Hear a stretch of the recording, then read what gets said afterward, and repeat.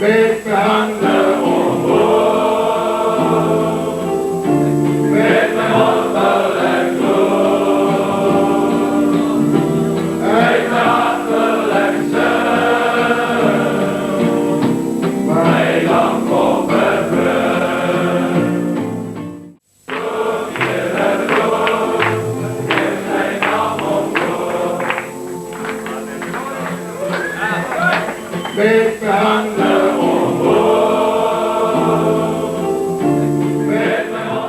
Vanaand val dit op harte en die Here vergelyk harte met grond. En die saad se potensiaal bly altyd dieselfde. Maar dis afhanklik van die hart. Wat gaan maak of die volle potensiaal van daai saad na vore gaan kom of nie. Jesus sê in Johannes 8, die vers 31, 32, dan sê hy, as julle in my woord bly, is julle waarlik my disippels, en julle sal die waarheid ken, en die waarheid sal julle vry maak.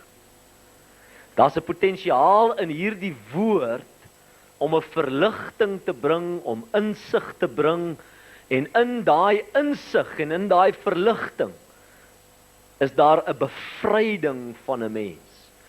As ek na daai skrif kyk, en dan dink ek aan oom P.D. Leroux, wat 'n groot rol gespeel het in die hele daarstelling van hierdie aksie.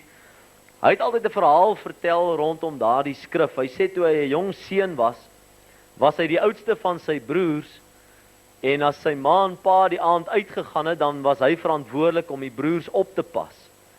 Maar hy sê dit was maar 'n woelige spul gewees, klink my soos die spiese, en hy het maar moeite gehad om hulle bymekaar te hou, die broers. Hy sê een aand toe ma en pa uit is, toe kry hy 'n wonderlike plan, en hy roep al sy broers bymekaar in die sitkamer, en hy sê, ek wil net vir julle sê, toe ma en pa vanaand uitgegaan het, toe kom daar spooke in al die ander kamers. Wat sê die broers? Genuine sê hy spooke. Hy sê, dit is te wonderlik. Sy broers sit doodstil in die sitkamer, hulle wil nie beweeg nie. As die een wil beweeg, dan sê hy net spooke, sit hulle weer. Hy sê, hy het mag oor sy broers, en dit is te wonderlik. Sê, toe ma en pa die aand by die huis kom, toe is alles netjies, en alles is skoon, en die kaste is nie omgekrap nie, en dit is te wonderlik, en die volgende keer toe ma en pa weer sou uitgaan, toe dog hy gaan net die gerug weer onder die broers versprei, oor die spooke. En hy sê, onthou net, daar gaan spooke in al die ander kamers kom, as ma en pa uitgaan.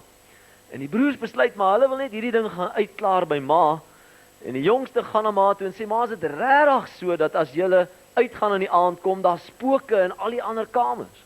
Wat sê ma, waar hoor jy sulke nonsens? Nee, by Ouboet, en daar gryp ma vir Ouboet, gee hom 'n goeie pak slaag, dat hy sulke nonsens vir die kinders vertel. Hy sê, en net daar verloor hy sy mag oor sy broers. Hulle hardloop die hele huis vol, hulle is in elke kamer, hulle krap in die kaste, hulle maak net wat hulle wil. Hy sê, want hulle die waarheid geken, en die waarheid het hulle vrygemaak.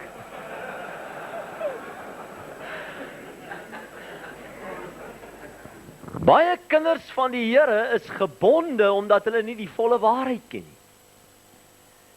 En die duiwel het mag oor hulle, en die duiwel beheer hulle, en die duiwel het gesag oor hulle lewens met 'n leuen.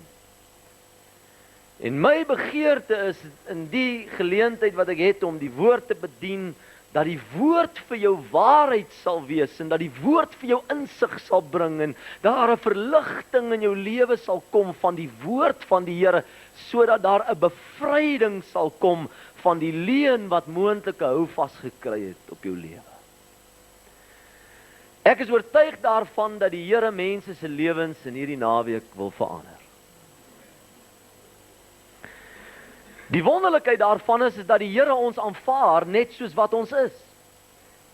Ek dink jy moet dit net vir die ou langs jou sê, laat hy net dit weet, sê net vir hom, die Here het jou lief net soos wat jy is.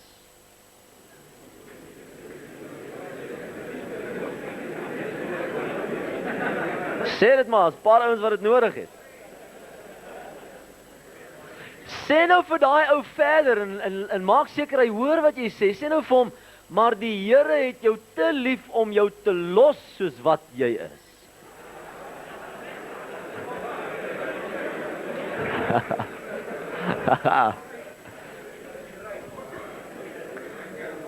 Luister, dis seker die grootste openbaring wat jy ooit in jou lewe kan kry. Dis die openbaring dat God aanvaar jou net soos wat jy is. Die Here het jou lief net soos wat jy is.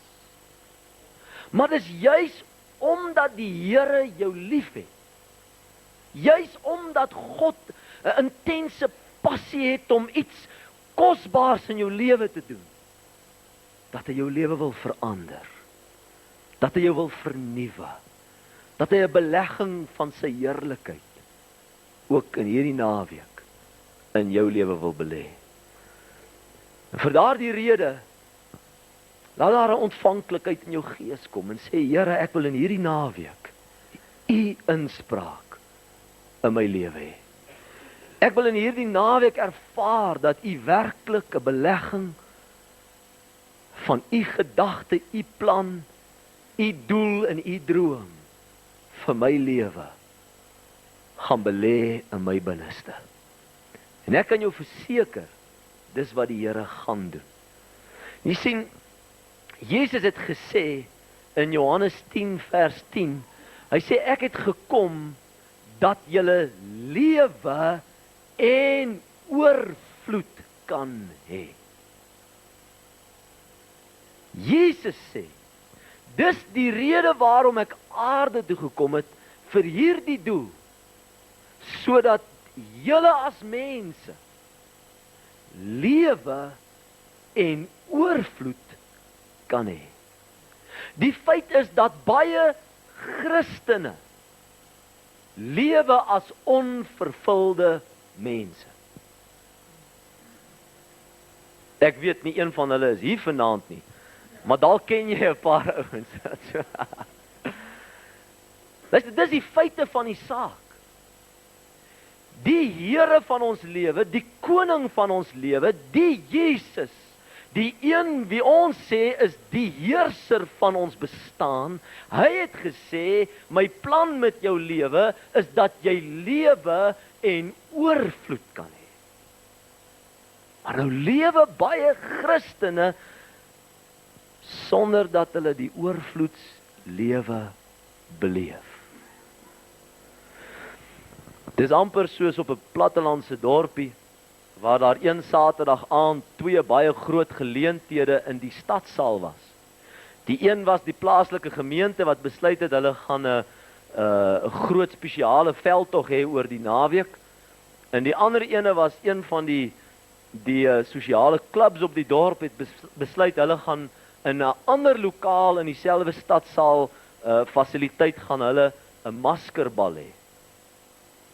En een van die manne wat nou daar in 'n naburige dorpie gebly het, het gehoor van die groot geleentheid, dis nou die maskerbal, en hy het besluit hy wil graag soontoe gaan en hy wil dit 'n baie spesiale geleentheid maak. En hy besluit toe hy gaan na een van hierdie winkels toe waar jy uitrustingkies kan huur vir so 'n geleentheid. En toe hy nou daar kom, toe is die enigste ding wat hom pas is so uitrustingkie wat hulle toe sê dis 'n duiwel uitrustingkie. Ek weet nou nie presies hoe hy gelyk het nie, maar hulle toe so enetjie daar. En hy besluit toe nee, maar dis goed, hy sal hom vat. Hy sal die dingetjie vat en hy trek toe nou die duiwel uitrusting aan en hy's toe nou op pad na die maskerbal toe en die aand toe hy nou daar kom, toe per ongeluk stap hy nou in die verkeerde lokaal in.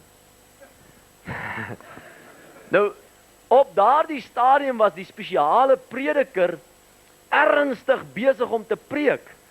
En hy was net besig om die lyn te vat oor die duiwel en hoe verskriklik die duiwel in 'n mens se lewe sal werksaam wees as jy hom 'n geleentheid gee en wat die duiwel als met jou gaan doen. En hy's besig om die volk nou te verduidelik van hoe verskriklik die duiwel is. En terwyl hy so verduidelik, toe sien hy my heiligheid, daar stap hy nou net in.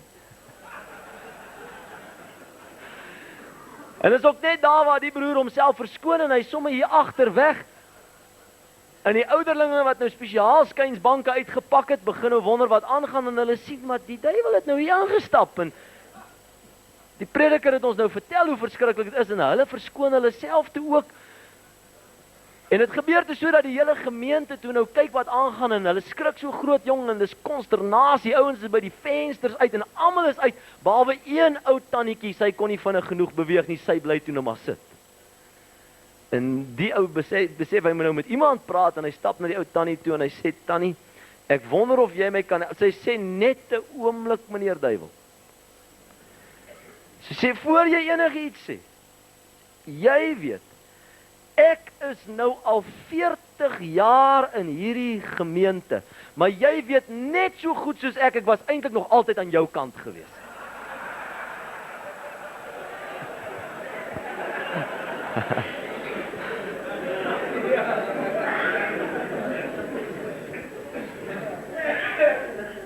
Is dit nie die getuienis van baie Christene nie? Hy sit Sondag vir Sondag in die kerk. Hy dien op rade. Hy funksioneer in die kerkwerksaamheid. Hy staan bekend in die omgewing, in die sosiale kringe waarin hy beweeg as 'n Christen. Maar eintlik is sy hart aan die ander kant. Hy's 'n onvervulde mens. Hy het nog nie gesmaak wat dit is wat Jesus sê wanneer hy praat van daar's lewe en oorvloed nie. Want jy sien die oomblik wanneer jy smaak die lewe en oorvloed, dan waarborg ek jou, het jy nie meer begeerte om jou hart te laat neig na die ander kant. Iets gebeur met jou. Jy sien die probleem is, en dit is belangrik dat ons sal verstaan, daar's 'n verskil tussen kultuur en natuur. In hierdie wonderlike land van ons het ons 'n Christelike kultuur aangeleer. Terwyl dit nie was waarvan Jesus gepraat het nie. Jesus het gesê, ek wil iets doen in jou binneste. Ek wil iets doen in jou innerlike mens. Ek wil jou natuur aanspreek. Jy sien 'n hond maak soos 'n hond. Hy blaf. Hy jaag voertuie en hy doen wat 'n hond doen, omdat dit die natuur van 'n hond is om te maak soos 'n hond maak. 'n Kat maak soos 'n kat, omdat dit die natuur van die kat is, om te maak soos 'n kat. Die enigste manier hoe jy 'n hond gaan laat maak soos 'n kat, is nie om hom uiterlik te probeer leer wat hy moet doen nie. Jy moet iets doen met sy natuur. Jy sal die natuur van die kat moet aanspreek en ek kan nou nie onthou wat een wou ek nou waar gesit het nie. Maar as jy hom wil verander, dan beteken dit letterlik, jy moet die natuur van een uithaal en jy moet die natuur van die ander ene binne in hom sit om hom te verander. Is dit waar? Vanaand gaan ons so 'n bietjie daarna kyk wanneer ons praat onder die tema die skeiding tussen siel en gees. Gaan jy agterkom, God wil werk met jou natuur. Hy wil werk met jou innerlike mens, hy wil werk met jou geesmens. Hy wil 'n belegging in jou gees maak, sodat die inspraak van God in jou gees 'n effek kan hê op jou hele lewe en dat jou Christendom van binne af gebeur en nie net uiterlike dinge is wat jy aangeleer het om sosiaal aanvaarbaar te wees.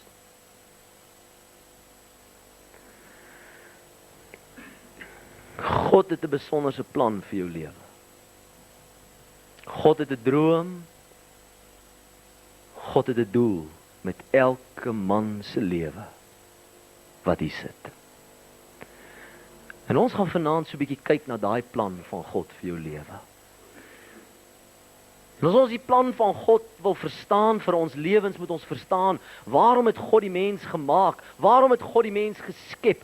Waarom het God die mens daar gestel? Gaan saam met my asseblief in jou Bybel na Genesis 1, vers 24.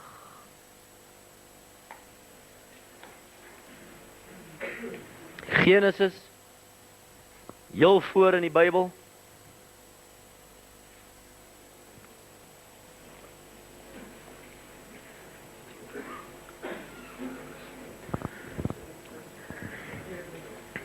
Genesis 1 van vers 24 af tot vers 26 sê die woord die volgende: en God het gesê, laat die aarde lewende wesens voortbring volgens hulle soorte. Let net op daai begrip soorte vanaand. Vee, kruipende diere en wilde diere van die aarde volgens hulle soorte. En dit was so. En God het die wilde diere van die aarde gemaak volgens hulle soorte. En die vee volgens hulle soorte. En al die diere wat op die grond kruip volgens hulle soorte. Toe sien God dat dit goed was. En God het gesê, laat ons mense maak volgens hulle. Nee. Nee, God het gesê, luister mooi, laat ons mense maak na ons beeld en na ons gelykenis. Toe God geskep het, het God alles daar gestel binne 'n sekere raamwerk van orde. God het alles daar gestel volgens 'n sekere patroon en ons sien dat die wetenskap het gaan navors en nagespeur hoe funksioneer alles wat God geskep het en hulle het agtergekom dat alles wat God gemaak het kan geplaas word binne kategorieë en binne hierdie raamwerk van orde. Die insekte het sekere eienskappe wat hom eie maak en die term wat insekte beskryf is insekta.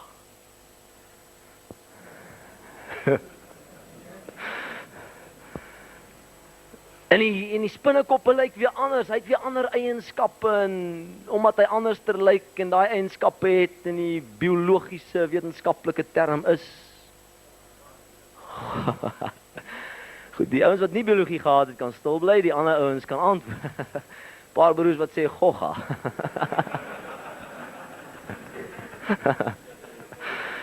En as hy 'n dop het en hy ander eienskappe, dan noem ons hom 'n skilpad.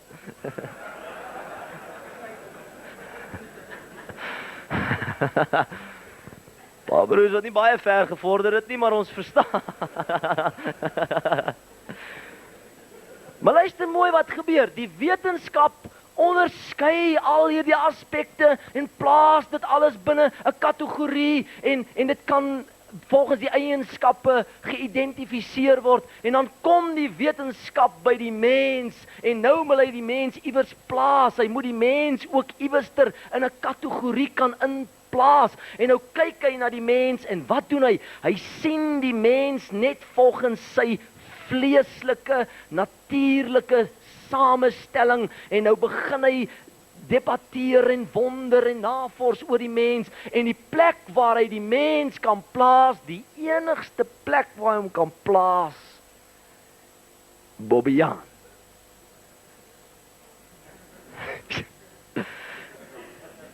En net daar maak hy 'n aap van homself. Luister mooi. Jy sien, want die wetenskap het nie besef dat hoe God die mens gemaak het hy hom meer gemaak as net hierdie uiterlike vleislyf. Hy het hom meer gemaak as net hierdie stoflike. Jy sien, as ek net kyk na hierdie stoflike is van bygaande aard. Hierdie stoflike dra eintlik 'n groter deel van my mens wees, want toe die woord sê, God het gesê, laat ons mens maak, na ons beeld en na ons gelykenis, sê die woord, het die Here ons gevorm uit die stof van die aarde. Hierdie uiterlike is stoflik. Stof is jy en tot stof sal jy terugkeer. Sê vir die ou langs jou, jy's maar net 'n glorified klomp. Nee.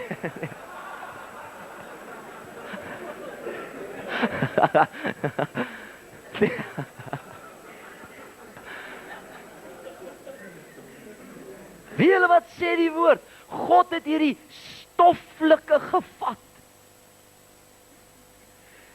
En hy het in hom ingeblaas.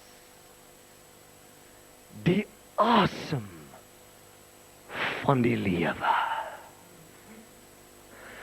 God blaas gees binne in die mens. En die mens word verhewe bo elke ander skepping. Elke ander skepsel. Die mens word draer van dieselfde potensiaal as wat God het. God sê laat ons hulle in ons beeld en ons gelykenis maak. Johannes 4 vers 24 sê God is gees. En die wat hom aanbid, moet hom in gees en in waarheid aanbid. Die Here gee aan die mens 'n kapasiteit, 'n vermoë, waarna ons verwys as gees. En hierdie geesdimensie van die mens onderskei hom van elke ander wese op hierdie aarde. Want nou is die mens saamgestel as gees, siel en liggaam. Wat is jou siel? Jou siel is jou wil, jou intellek en jou emosies. Lees bietjie saam met my net bietjie verder hierso in vers 30. Kyk gou saam met my Genesis 1 vers 30. Maar aan al die diere van die aarde en al die voëls van die hemel en al die kruipende diere van die aarde waarin 'n lewende siel is. Wat is jou siel? Dis jou wil, jou intellek en jou emosies. Ek wil vanaand sê, daar's 'n verskil tussen jou gees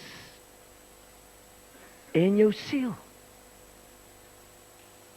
Ek kyk nou die dag in die woordeboek, ek wil graag sien, wat sê die verklarende woordeboek van gees, want ons is geeswesens. God het gees in ons belê. Hy het ons 'n kapasiteit gegee om in 'n nuwe dimensie te kan bestaan. En ek wil meer weet van gees. En toe ek die woordeboek oopmaak en soek vir gees en ek lees gees, toe staan daar sien siel.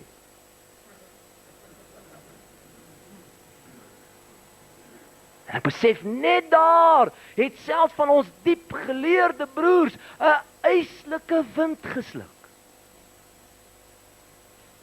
Want as jy nie verstaan dat daar is 'n dimensie wat verder as jou wil, jou intellek en jou emosies gaan, 'n dimensie van gees wat God aan jou gegee het nie, dan mis jy die essensie van waarom jy geskep is. Waarom het God aan ons 'n gees gegee? Waarom het God die asem van lewe in ons ingeblaas en ons die vermoë gegee dat ons dieselfde beeld en gelykenis van God sou dra? Waarom het God dit gedoen? Vir een groot rede. God wou homself met die mens volkome deel. God wou in ons gees intieme gemeenskap met ons hê. Intimiteit, nabyheid. En ons sien dit het Adam beleef in die vroeë tyd toe God hom geskep het. Die woord sê hy het met God gewandel. Hy het met God gewandel. Daar was nabyheid gewees. Dis waarvoor God ons primêr geskep het. En weet jy, jy sal nooit vervulling in hierdie lewe ervaar nie. Maak nie saak hoe jy presteer in jou sielsdimensie nie. Maak nie saak hoe jy presteer in sosiale verwysingsraamwerk nie. In jou gees is daar 'n leemte wat net gevul kan word met die heerlikheid van God. God het jou so gemaak. En Adam se gees, dit wat God in hom belê het, is lewend tot God. En die woord sê hy het met God gewandel. God het inspraak in sy lewe gehad. Om die waarheid te sê, hy het gelewe vanuit God se inspraak in sy lewe. Dit wat God in sy lewe belê het, het sy lewe beheer. Hy het gewandel as 'n vry mens, as 'n mens wat in oorwinning lewe, as 'n mens wat nie gebonde is aan slawerny van die negatiewe nie, tot op die dag toe hy toegee aan sonde. Toe Adam en Eva deel het aan sonde, toe gebeur daar iets in hulle lewe. Die Here het vir hulle gesê, as julle sal eet van die boom van die kennis van goed en kwaad, sal julle sekerlik sterwe. Wat doen hulle? Hulle gaan pluk van die boom van die kennis van goed en kwaad. Het hulle dood gegaan? Fisies het hulle bly leef. Alhoewel die saad van die dood het deel geword van hulle lewe. Maar die dood waarvan die Here daar gepraat het, was die sterwe in hulle gees. Wat beteken dit om dood te gaan in jou gees? Dit beteken dat die heerlikheid van God, dit waarvoor jou gees geskep was, dit waarvoor jy gemaak was, die heerlikheid van God nie meer in jou lewe sigbaar is. Die heerlikheid van God word onttrek uit hulle lewe uit. Romeine 3 vers 23 geskrif wat ons almal baie goed ken en ons gaan nog so 'n bietjie daarna kyk in die volgende tyd, waar die woord sê almal het gesondig en dit ontbreek hulle aan die heerlikheid van God. Die heerlikheid van God in jou gees het verdwyn. En waar die mens eers geleef het vanuit God se inspraak in sy lewe en God se heerlikheid wat sy lewe kom beset het en sy verhouding met sy medemens was heerlik en sonder agterdog en suspisie en haat en jaloesie en al daardie negatiewe eienskappe. Daar was vrede en harmonie en blydskap en goddelike heerlikheid in hulle lewe. En skielik het God se heerlikheid plek gemaak vir 'n vreemde gesag wat kom heers het in hulle lewens, die gesag van duisternis, die gesag van sonde, en dit het 'n effek op hulle lewe en die mens leef nou afgesny van die oorspronklike bron van sy lewe. Ja, hy haal asem. Fisies leef hy, maar hy's lewendig dood. Duisende mense loop elke dag die strate van ons stede en van ons dorpe en in die platteland. Hulle lewe, maar hulle is lewendig dood. En die erg daarvan is dat hulle dan probeer om 'n kultuur aan te neem, want jy sien, in die mens se gees is daar 'n verlange na God. Jy kan nie daarvan af wegkom nie. Iemand het eendag gesê, in every man there is a God-shaped vacuum. Daar's 'n geesvakuum in 'n mens se lewe wat net gevul kan word deur God se heerlikheid. En nou smag die mens om by die Here uit te kom, en ons sien in die ooste sal hulle gryp na enige iets om net hierdie begeerte na godsdienstigheid te probeer vervul. Hulle sal 'n boom aanbid, hulle sal 'n koei aanbid, hulle sal enige iets, die son aanbid, maar daar's 'n soeke in die mens na God. In ons verwysingsraamwerk sien ons dat mense baie keer godsdienstig probeer wees. Hulle probeer 'n uiterlike kultuur aanneem, sodat hulle darm kan in 'n sin bevrediging gee aan die soeke en die honger wat hier binne in hulle gees is. Die feit is dat die mens slegs versadig kan word wanneer sy gees weer lewend gemaak word. Want jy sien, totdat jou gees lewend gemaak word, lewe jy vanuit 'n sielsdimensie wat beïnvloed word deur 'n vreemde mag.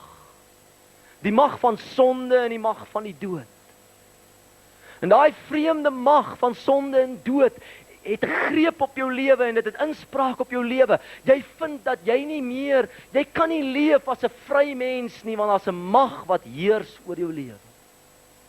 Dis wat die woord vir ons sê.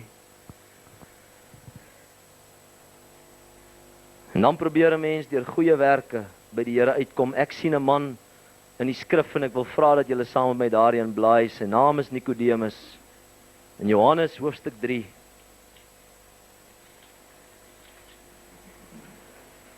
Johannes 3.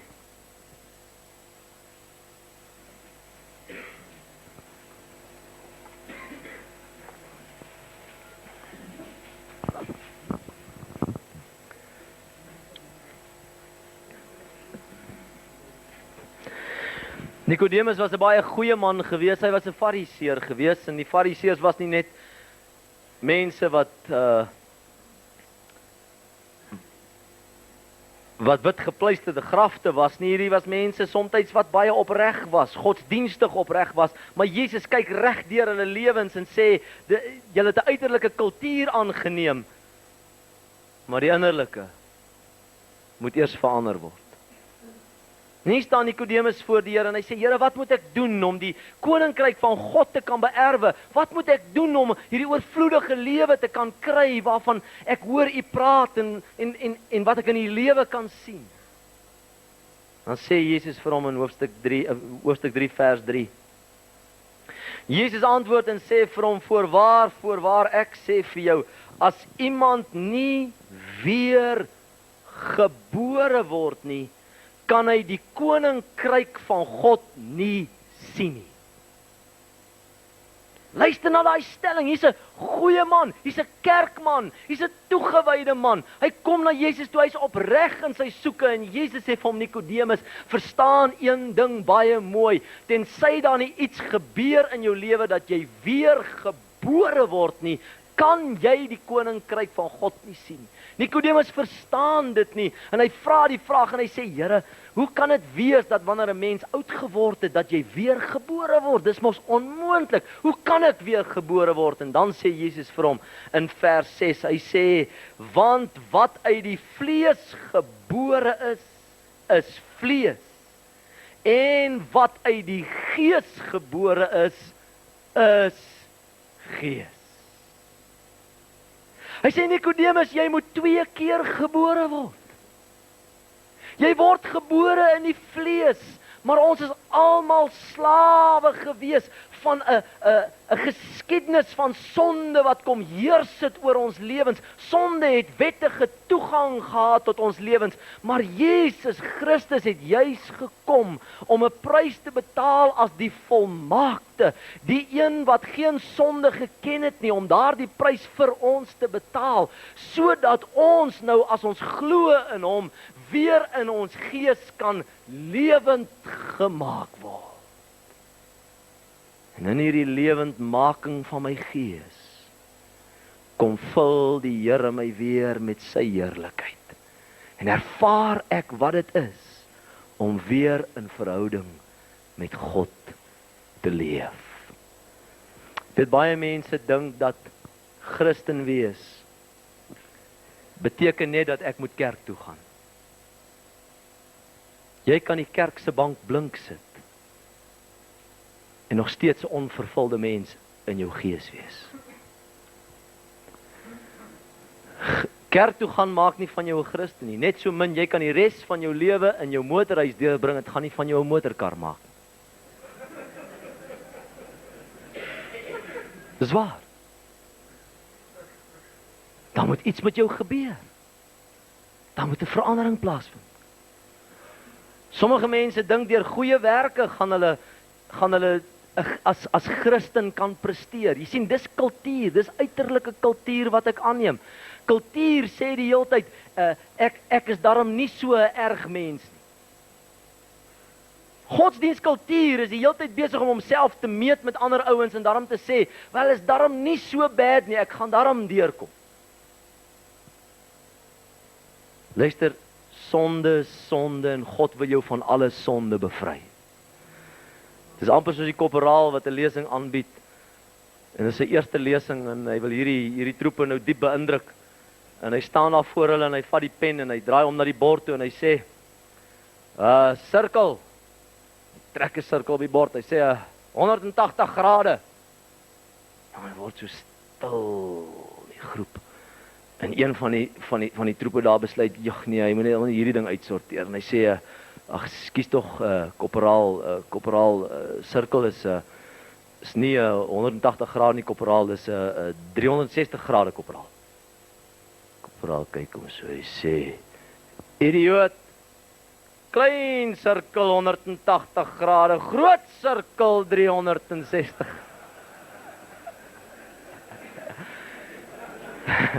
Luister, 'n sirkel is 360 grade of hy nou groot is of klein is. Sonde is sonde of hy nou groot is of klein is. Hallo. Jy sien, daar's 'n mag. Dit moet ons vanaand verstaan. Totdat jy bevry word van die mag van sonde, is jy 'n slaaf van daai mag. En dis waarom Jesus Christus gekom het. Die woord sê vir ons in 1 Johannes 3, vir hierdie rede het die Seun van God verskyn, om die werke van die bose te verbreek. Hoe het hy dit gedoen? Kyk saam met my net verder hier, na vers 14 tot 16 van Johannes hoofstuk 3.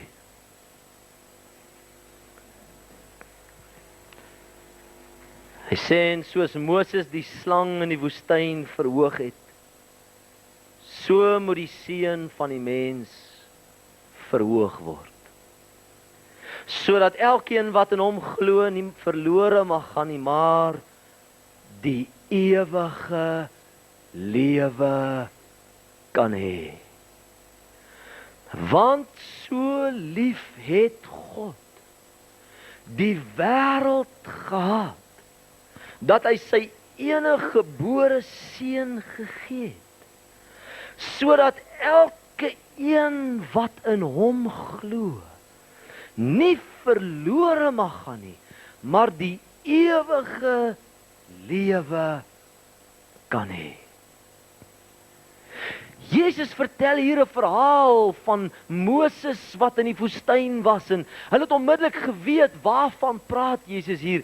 Daar was 'n tyd gewees toe die volk deur die woestyn getrek het en hulle was in rebellie teen God gewees en slange, giftige slange het in die kamp ingekom en die slange het die volk begin pik en hulle het begin sterf aan hierdie slange. En die volk het besef dat hulle het God nodig en hulle kom na Moses en sê asseblief, vra die Here dat ons gered sal word. En die Here sê vir Moses, Moses gaan maak 'n koperslang. Simbolies van dit wat sondig is. 'n Slang was die simbool van sonde en van ongeregtigheid. Koper reg deur die skrif was 'n simbool gewees van dit wat onedel is as 'n onedele metaal, as dit wat onrein is en dit wat sonde en ongeregtigheid verteenwoordig. En hier moet Moses 'n slang gaan maak van koper. En dan sê hy, vat hierdie slang en sit dit bo op 'n paal en wanneer die mense gepik word en die gif is deel van hulle lewe en hulle gaan sterf van daai gif, as hulle sou draai na die koperslang toe en kyk na die slang en glo dat hulle gesond sal word, sal die gif geneutraliseer word in hulle liggame en hulle sal nie sterf nie. Jesus kom en hy sê, soos wat Moses die slang in die woestyn moes oplig, so sal die seun van die mens opgelig word. Wat 'n vreeslike vergelyking. Jesus sê, so gaan ek hang tussen hemel en aarde. En dit waarvan daai onrein slang gepraat het. Hy sê, daarvan gaan ek praat. Want ek as die volmaakte gaan die sonde van die wêreld op my neem. 2 Korintiërs 5 vers 21 sê, God het Jesus, wat geen sonde geken het nie, sonde vir ons gemaak, sodat ons kon word geregtigheid vrygespreek in Christus Jesus. Jy sien, toe Jesus gesterf het, het hy jou sonde en my sonde op hom geneem. En hy het 'n prys daarvoor betaal. En soos wat die mense in die woestyn wat gif in hulle liggame gehad het, so is ons mense wat besoedel is in ons gees. Ons is mense wat besoedel is in ons hele menswees. As ons sou draai en kyk in die geloof na die een wat sonde vir ons geword het, Jesus Christus, die oomblik wanneer ons in geloof na hom kyk, sê die woord, gebeur daar iets met ons. Die sonde se invloed in ons lewe word geneutraliseer, die mag daarvan word gebreek, die gesag en die lewe en die heerskappy van Jesus Christus breek deur in ons lewens en my gees word lewend gemaak en ek het deel aan die ewige lewe in Christus Jesus.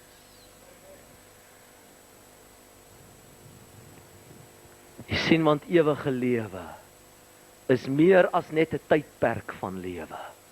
Die feit is, dat maak nie saak of jou gees lewend is of nie, in Christus Jesus nie. Elke mens, soos wat jy hier is, gaan vir ewig bly bestaan. Maar God se plan is dat jy nie sonder hom sal leef nie, want God se oorspronklike bedoeling met die mens is dat die mens vir ewig in 'n intieme en heerlike, vervulde verhouding met God sal leef. En in hierdie lewe het jy 'n kwalifiserende geleentheid om jou geloof in Jesus te plaas, sodat jou gees kan lewend word en sodat jy ingebring kan word in 'n lewende verhouding met God.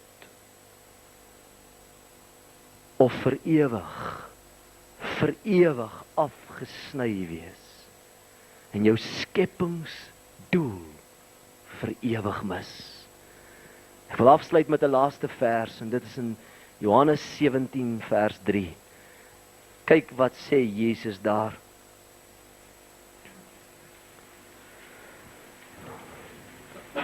Of dis amper 'n laaste vers. Julle weet mos 'n prediker as hy sê ek sluit nou af. Maar ek gee my beste om nou 'n landingsplek te kry. Johannes 17 vers 3, kyk wat sê hy daar.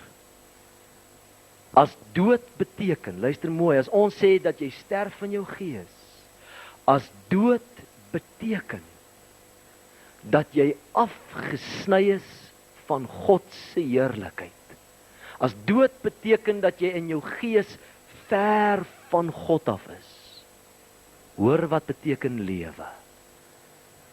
En dit, vers 3, Johannes 17 vers 3, en dit is die ewige lewe, dat hulle U ken, die enige waaragtige God, en Jesus Christus, wat U gestuur het. Hy sê, dis die ewige lewe. Ewige lewe het nie te doen met 'n tydperk van lewe nie. Ewige lewe het alles te doen met 'n kwaliteit van lewe. Daarom sê Jesus, ek het gekom sodat julle lewe en oorvloed kan hê. Wat beteken lewe?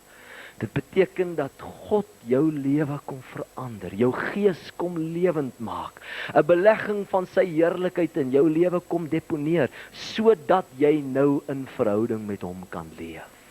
Jy sien, die Here word nie geïmponeer net met jou godsdienstige werkies en jou godsdienstige pogings om die Here te probeer beïndruk nie. God word nie beïndruk deur ons poging nie. God is beïndruk deur die poging van sy seun wat afgehandel is 2000 jaar terug, en nou kan ek wettiglik aanspraak maak op die volheid van wat God my wil gee, nie omdat ek so oulik is nie, maar omdat Jesus Christus die prys betaal het. Maar die Here wil inbreek in jou lewe. En jy weet, dit is amper soos die verhaal van die hoender en die vark. Daar staan 'n boer een oggend op en hy kyk so oor die plaaswerf en hy sê vir sy vrou, hy sê, my vrou, ek is vreeslik lus vir spek en eiers. In die volgende oomblik gaan die vark verskriklik aan die huil. En die hoender kom by die vark en sê, vark, nou hoekom huil jy so? Die vark sê, het jy dan nie gehoor nie, die boer sê, hy soek spek en eiers. Die hoender sê, nou maar wat so erg daaromtrent. Hy sê, luister hier so hoender, vir jou is dit net 'n offerande, vir my kos dit my lewe. Ek wil vanaand vir jou sê, die Here wil nie hê jy moet 'n hoender wees nie.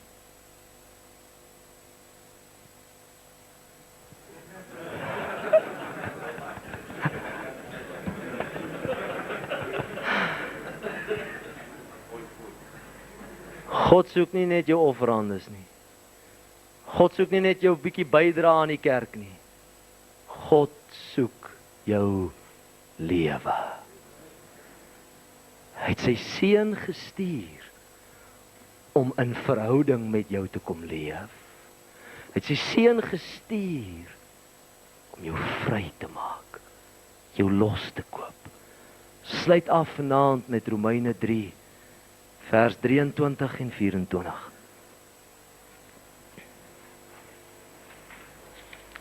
Romeine 3 vers 23 en 24.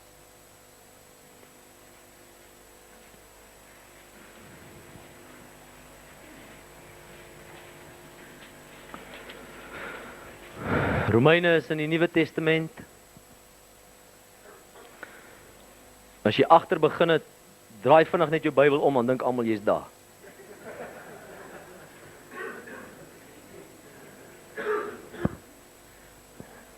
Romeine 3 vers 23 en 24. Want almal het gesondig. Elke een van ons het gesondig. En dit ontbreek ons aan die heerlikheid van God. Weet jy, ons het daai vers baie gehoor. Meeste van julle, as jy so effens iets al gehoor het rondom godsdienstige terme, het jy daai vers al gehoor. Maar weet jy, dis nie eintlik die vers waarop ons moet fokus nie, want tussen daai vers en die volgende vers het daar iets heerlik gebeur. Ons is ingelei in die Nuwe Testament deur die werk van Jesus Christus, en dis waarop jy vanaand kan fokus. Jy hoef nie meer te lewe as 'n mens wat nie die heerlikheid van God in jou lewe het nie, want kyk wat sê vers 24. Almal het gesondig en het ontbreek hulle aan die heerlikheid van God, en hulle, die mense wat gesondig het en nie die heerlikheid van God in hulle het nie, hulle word deur sy genade sonder verdienste regverdig verklaar, vry verklaar. Hoe? Deur die verlossing wat daar in Christus Jesus is. Halleluja. Vanaand kan jy ervaar wat dit is om vry verklaar te word. Om lewend gemaak te word in jou gees. Om die juk van sonde en die mag van duisternis wat wil heerskappy hê in jou lewe. Dat dit vanaand gebreek word, deur jy ervaar wat dit is, om weer gebore te word. Dat jy nie meer langer net vanuit 'n siel sal lewe, 'n sielsdimensie sal opereer vanuit 'n gees wat dood is nie. Maar dat jou gees lewend sal word. Dat God weer inspraak sal hê in jou lewe. En dat jy die vervulling van lewe en oorvloed sal ervaar. Kom ons sluit ons oë, dan bid ons saam.